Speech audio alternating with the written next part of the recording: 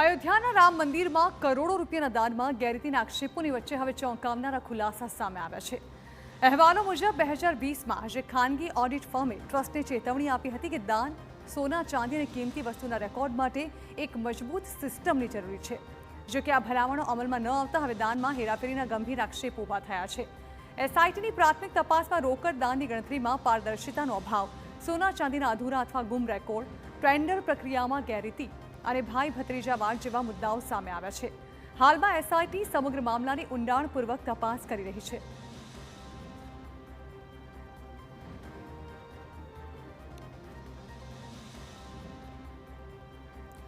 તો દાનમાં ગેરરીતિની આ ઘટના સામે આવતા જ દેશવાસીઓ ચોંકી ઉઠ્યા છે, પરંતુ આ અંગે પહેલાથી જ ચેતવણી આપી દેવામાં આવી હતી। હવે વોલ ગ્રાફિક્સના માધ્યમથી જાણીએ કે આખરે કઈ બાબતને લઈને ચેતવણી આપવામાં આવી હતી।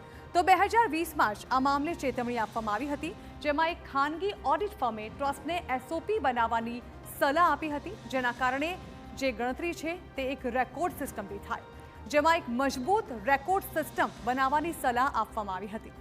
સાથે જ વાત કરવામાં આવે તો કુલ 3,500 કરોડનું દાન 2020થી લઈને અત્યાર સુધી આપવામાં આવ્યું છે। 2020થી અત્યાર સુધી આ રેકોર્ડ અધૂરો અથવા ગુમ હોવાનું એસઆઈટીને જણાવવામાં આવ્યું છે। તો દાનપેટીમાંથી રોકડ કાઢવા ગણતરીની પ્રક્રિયામાં પણ ગફલત સામે આવે છે। સાથે જ સુરક્ષા ખરીદી સંબંધિત ટેન્ડર પ્રક્રિયામાં નિયમોના ભંગના સંકેત મળી રહ્યા છે। વહીવટી તંત્ર અને વીઆઈપી વ્યવસ્થામાં સગા સંબંધીઓને નોકરી આપવામાં આવી હતી। સાથે જ વાત કરવામાં આવે તો માત્ર 45 દિવસનો સીસીટીવી બેકઅપ હોવાથી જૂના પુરાવા મેળવવામાં પણ ઘણી એવી મુશ્કેલી સામે આવી રહી છે। સીસીટીવી બેકઅપ 180 દિવસ કરવાની સલાહ આ પહેલા જ આપવામાં આવી હતી। જો કે હવે તપાસ કરવામાં આવી રહી છે, પરંતુ એવું કહી શકાય કે પાણી વહી ગયા બાદ પાળ બાંધવાની કોશિશ થઈ રહી છે। આ દાનનું સાપ્તાહિક ઓડિટ ફરજિયાત બનાવવાની સલાહ પણ આપવામાં આવી હતી। જો કે તેનું કોઈ સોલ્યુશન ન આવ્યું અને પરિણામ સૌ કોઈની સામે છે। દાનમાં ગેરરીતિની ઘટના સામે આવી।